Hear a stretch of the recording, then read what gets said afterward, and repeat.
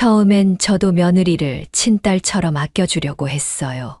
결혼할 때 제 전 재산을 털어 아들 집을 사줬고 같이 살면서 부족함 없이 도와주려고 했죠. 그런데 며느리는 대놓고 저를 무시하더군요. 집에서 마주쳐도 인사는커녕 휴대폰만 만지작거리고 제가 밥을 차려도 젓가락 한 번 안 들고 배달 음식 시켜 먹고요. 뭐 저랑 입맛이 다를 수도 있으니까 이해하려 했죠. 근데 어느 날은요. 며느리 친정 식구들이 집에 놀러 왔어요. 저도 손님 오셨으니 정성껏 밥을 차렸죠. 그런데 밥을 먹으면서 아무도 저한테 말을 걸지 않더라고요. 심지어 제가 말을 해도 대답도 안 해요. 마치 제가 이 집에 없는 사람이라도 되는 것처럼요. 그 순간 알았어요. 아, 이 사람들은 나를 집주인도 아니고 가족도 아니라고 생각하는구나. 안녕하세요. 사연 세상입니다. 오늘도 인생의 지혜를 나누는 시간 함께 해주셔서 감사합니다.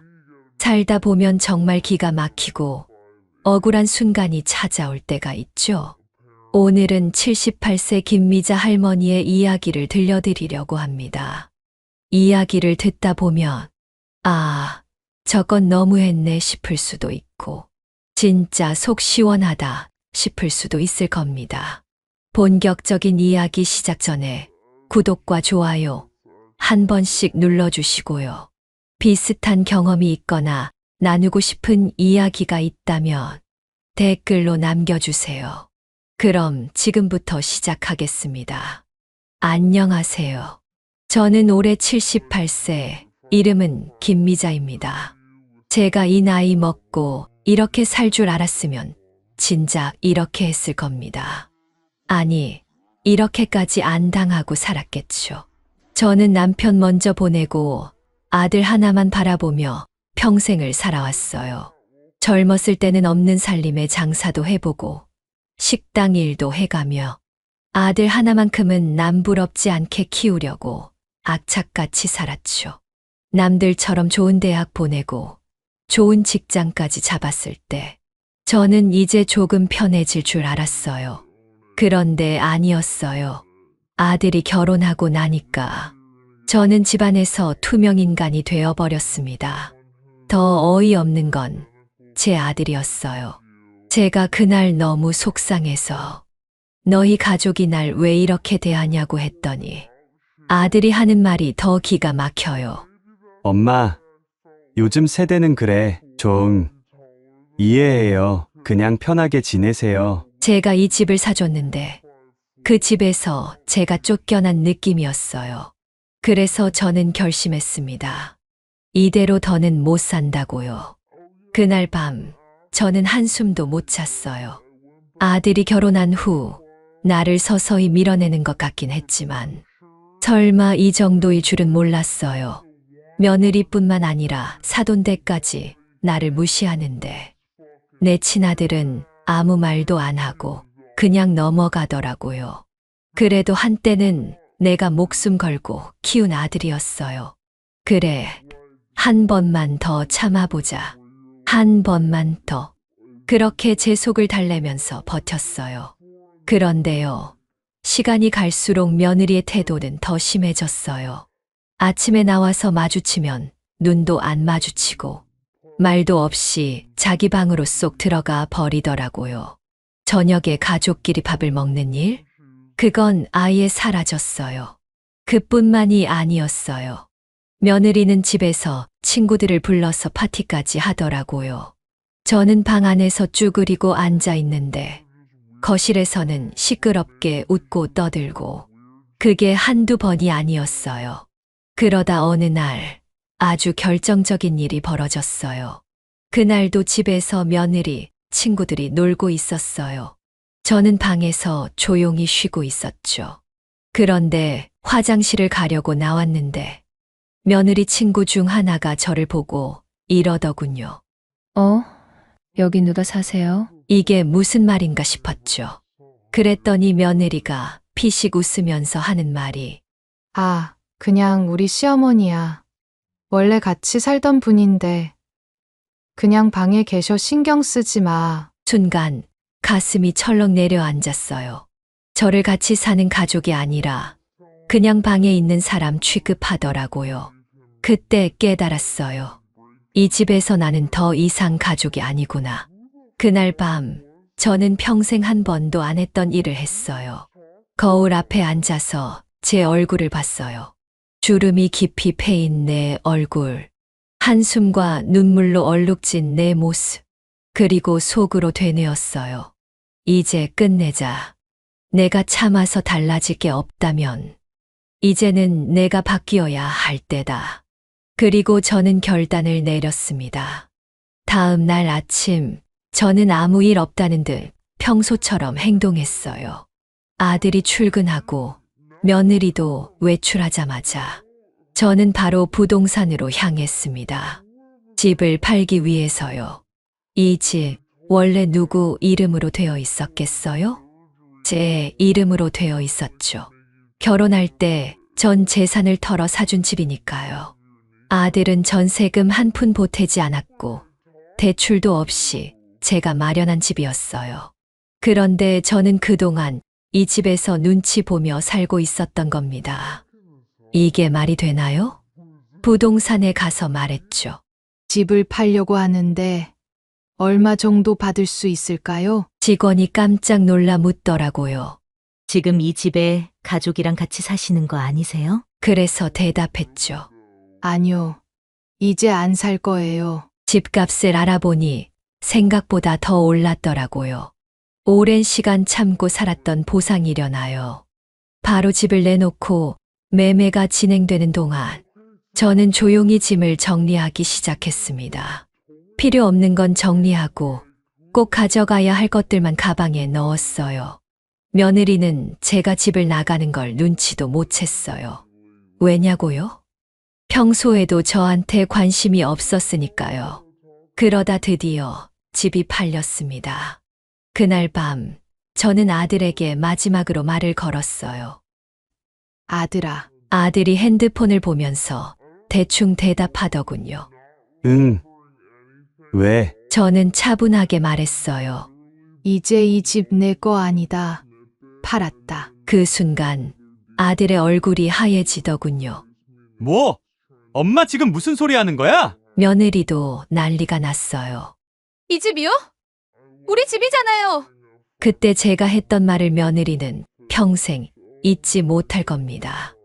네 집, 아니, 내 집이었어. 난 이제 떠난다. 그제야 아들과 며느리는 난리가 났습니다. 하지만 이미 계약은 끝났고 돈도 제 통장으로 들어왔어요. 이제 와서 아무리 울고불고 해도 소용없었죠.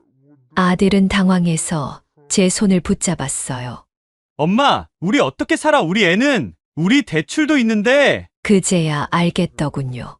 이제야 비로소 자기들이 얼마나 편하게 살았는지 깨달은 거죠. 하지만 저는 이미 마음을 굳혔어요.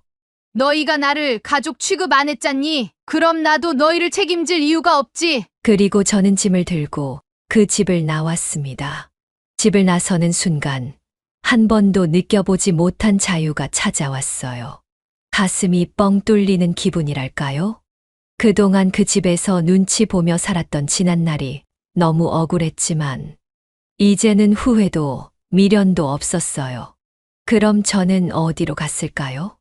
사실 저는 집을 팔기 전에 새로운 보금자리도 미리 준비해 두었어요. 오래된 아파트였지만 제 이름으로 된 작은 전셋집을 하나 구해놨죠.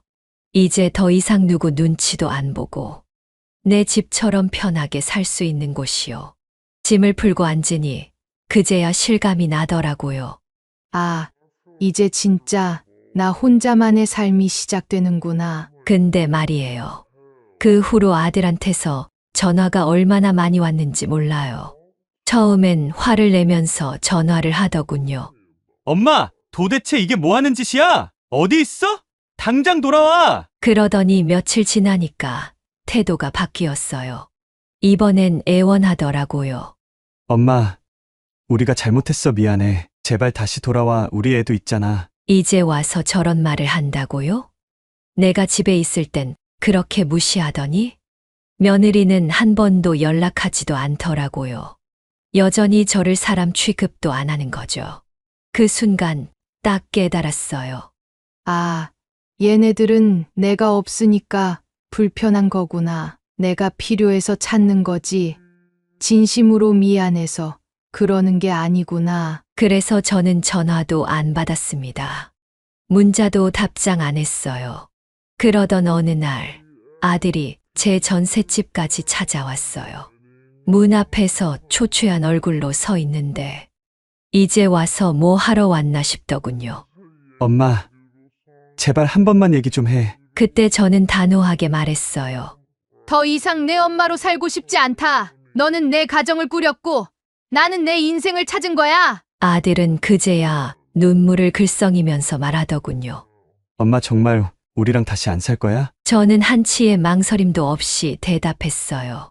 그래, 안 살아. 그리고 문을 닫았습니다. 그렇게 아들을 돌려보내고 나서 저는 정말 새로운 인생을 살기 시작했습니다. 처음엔 조금 어색했어요. 평생을 아들 뒷바라지하며 살다가 이제야 온전히 나를 위한 시간을 갖게 된 거니까요. 그동안 못 해본 것들이 너무 많더라고요. 어디 한번 나 자신을 위해 살아보자. 그렇게 저는 하나씩 도전해 나갔어요. 제일 먼저 여행부터 떠났습니다. 나이 들어 혼자 여행하는 게 가능할까? 처음엔 걱정했지만 막상 떠나보니까 너무 좋더라고요. 패키지 여행을 신청해서 동년배분들과 같이 다녀왔는데 세상에 이렇게 신나는 일이었나 싶었어요. 맛있는 음식도 먹고 예쁜 풍경도 보고 무엇보다 아무 눈치 안 보고 내 마음대로 움직이는 게 그렇게 행복할 수가 없더라고요. 그동안은 맨날 가족들 챙기느라 제 한 끼도 제대로 못 챙겼는데 이제는 내가 먹고 싶은 거, 하고 싶은 거 마음껏 할 수 있는 거예요. 그 다음으로 취미 생활도 시작했습니다. 요즘 노인복지관에서 다양한 프로그램이 많더라고요. 배울 것도 많고 사람들도 만나면서 이야기 나누고 그 중에서도 저는 댄스 스포츠에 빠졌습니다. 예전 같았으면 내가 이 나이에 무슨 춤이야 했을 텐데 막상 배워보니까 너무 재미있더라고요. 선생님이 그러시더라고요. 미자 어머님, 춤출 때 표정이 너무 밝아요. 그래서 제가 뭐라고 했는지 아세요?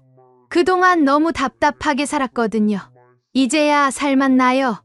정말 그랬어요. 살면서 이렇게 신나고 가슴이 뛰는 순간이 있었나 싶더라고요. 이렇게 사는 게 진짜 인생이지 싶었어요. 그렇게 한 달, 두 달 시간이 흘렀습니다. 아들은 여전히 가끔 전화를 했지만 저는 받지 않았어요. 그런데 어느 날 뜻밖의 연락이 왔습니다.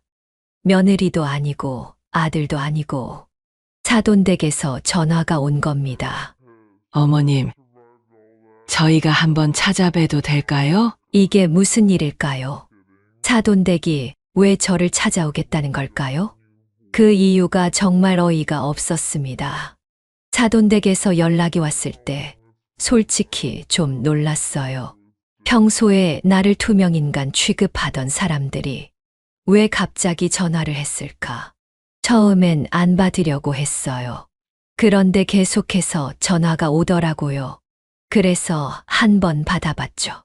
목소리는 공손했지만 저는 이미 그 사람들이 어떤 사람인지 잘 알고 있었어요. 그래서 단호하게 대답했죠. 무슨 일이신데요? 그랬더니 뜸을 들이다가 말하더라고요.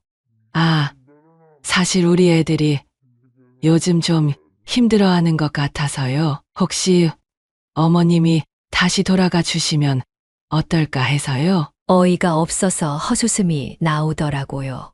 이제 와서 내가 필요하다고? 그동안 그렇게 나를 무시해 놓고? 그래서 저는 냉정하게 말했어요. 그 집에서 저를 사람 취급도 안 하시던 분들이 이제 와서 왜 저를 찾으세요? 그랬더니 말끝을 흐리면서 자기들도 너무 미안했다고 하더라고요. 아들이랑 며느리가 요즘 경제적으로 힘들고 애까지 돌보느라 정신이 없다면서. 그래도 어머님이 계시면 많이 편해질 것 같아서요. 결국 도움이 필요해서 나를 찾는 거였어요. 이제야 인정하는 거죠. 내가 있을 땐 불편했을지 몰라도 막상 없어지고 나니까 그게 당연한 게 아니었다는 걸 깨달은 거예요. 그래서 저는 단호하게 말했습니다. 저는 이제 저를 위해 살 겁니다. 다시는 그 집으로 돌아가지 않아요. 저를 필요할 때만 찾는 그런 가족은 저한테 필요 없습니다. 차돈댁은 당황한 것 같았어요. 그동안 늘 참기만 했던 내가 이렇게 강하게 나오니까 놀랐겠죠. 그렇게 통화를 끊고 나니까 속이 다 후련하더라고요. 예전 같았으면 마음 약해져서 그래도 내가 가야 하나 고민했을 텐데 이제는 그런 생각이 전혀 안 들었어요. 그때부터 저는 더 적극적으로 내 삶을 즐기기로 했습니다. 이제 김미자 인생 2막 본격적으로 시작해야죠. 그렇게 제 삶을 다시 즐기기 시작했어요. 아침에 일어나면 눈치 볼 필요 없이 내가 먹고 싶은 걸 해 먹고 동네 친구들과 산책도 가고 시간 날 때마다 노인복지관에 가서 댄스 스포츠도 배우고 주말에는 근교 여행도 다녀오고요. 그렇게 자유롭고 행복한 생활을 즐기고 있던 어느 날 아들에게서 다시 전화가 왔습니다.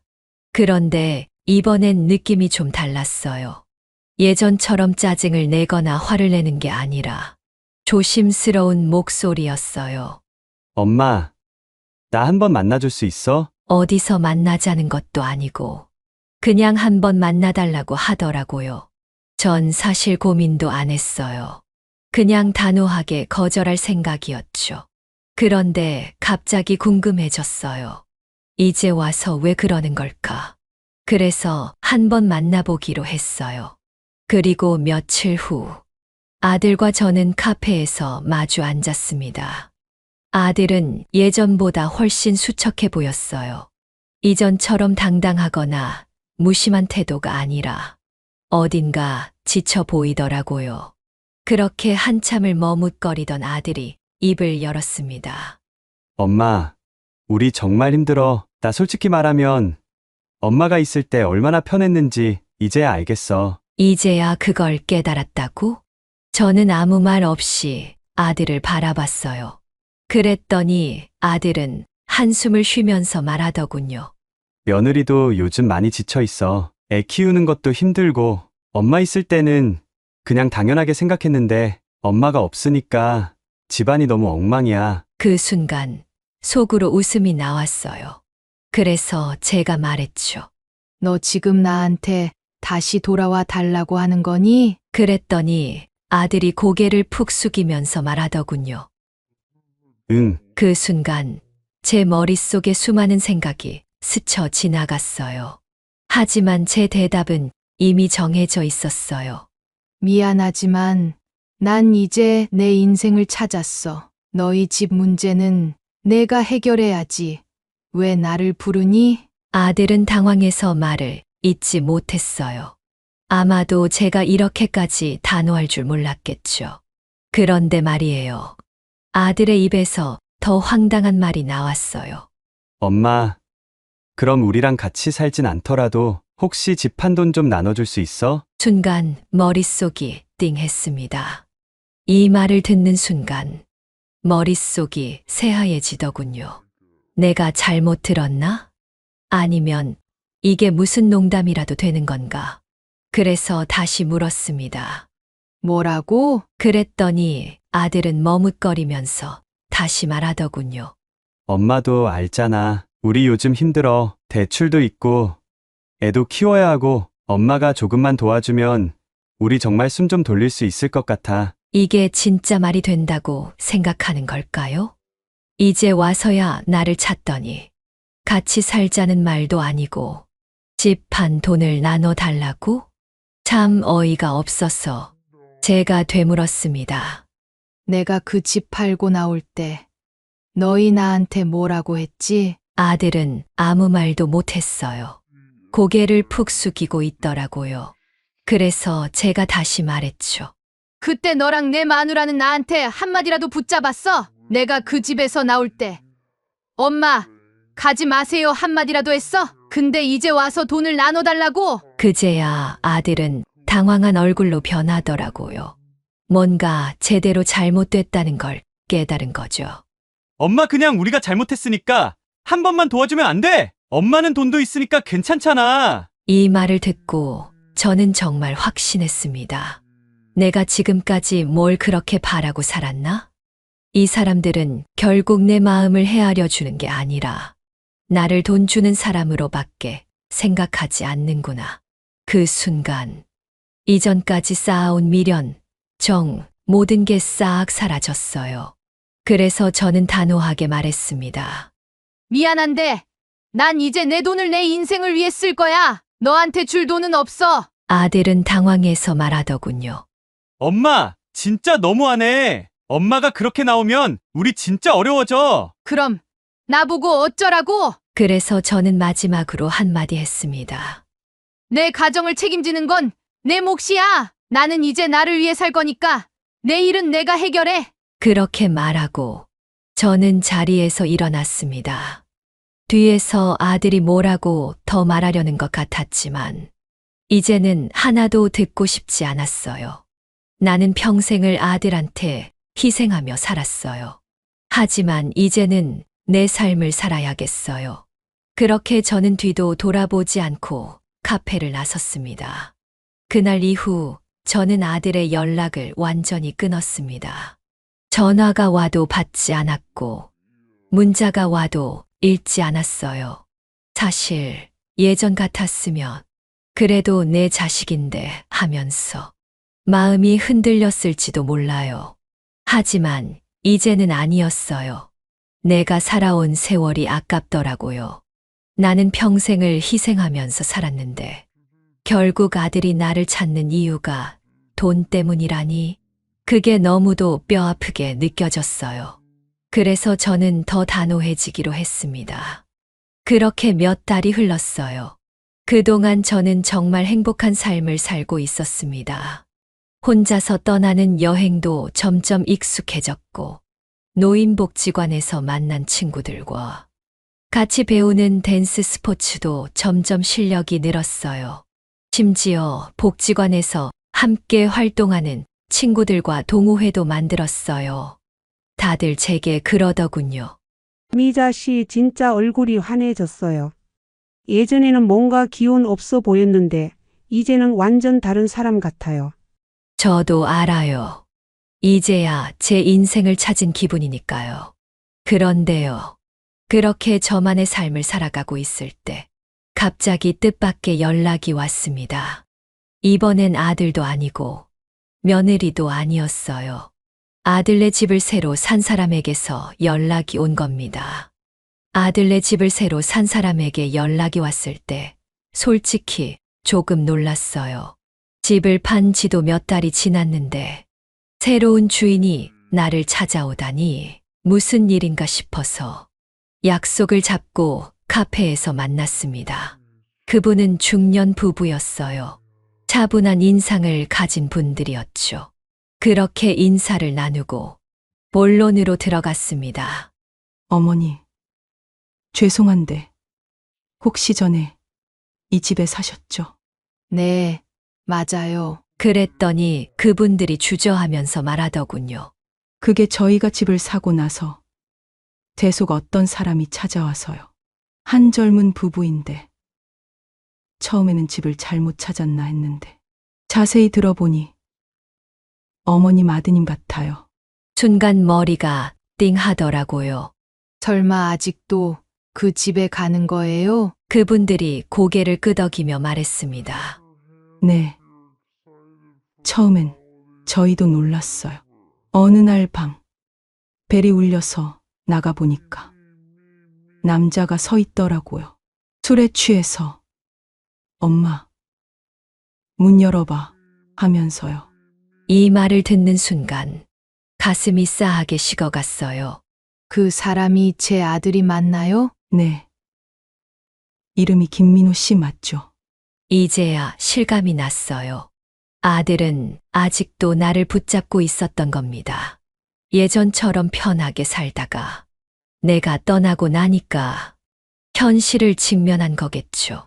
처음에는 나를 무시하고 떠나도 아무렇지 않을 거라 생각했을 거예요. 하지만 막상 내가 떠나고 살림이 힘들어지고 현실적인 문제들이 쌓이면서 그제야 나를 찾은 거겠죠.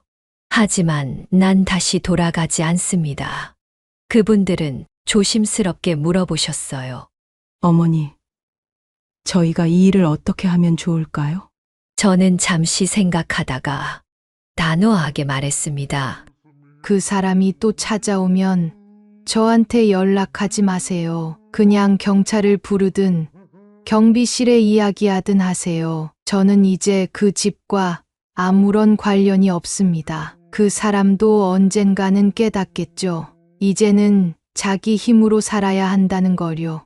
그분들은 제 말을 듣고 고개를 끄덕이며 안심하는 눈치였습니다. 그렇게 이야기를 마치고 저는 자리를 떴어요. 그날 밤 창밖을 바라보며 생각했습니다. 이제는 진짜 끝이구나. 그리고 저는 더 이상 뒤를 돌아보지 않기로 했어요. 이제부터는 오직 나를 위한 삶만 살기로. 78세 김미자, 인생 2막 시작합니다. 지금 이 순간, 내가 제일 행복합니다. 여러분, 이 사연을 듣고 어떤 생각이 드셨나요? 우리는 평생 가족을 위해 희생하며 살아갑니다. 하지만 그 희생이 당연한 게 되어서는 안 돼요. 누구나 자신을 위한 삶을 살 권리가 있습니다. 늦었다고 생각할 때가 가장 빠른 때입니다. 이제는 여러분도 자신을 위해 한 걸음 내디뎌 보세요. 구독과 좋아요는 큰 힘이 됩니다. 다음에도 좋은 이야기로 찾아뵙겠습니다. 감사합니다. 사연 세상이었습니다.